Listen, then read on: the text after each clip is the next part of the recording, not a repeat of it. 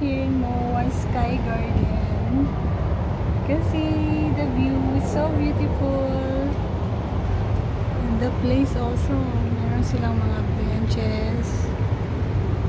So mainit lang talaga today.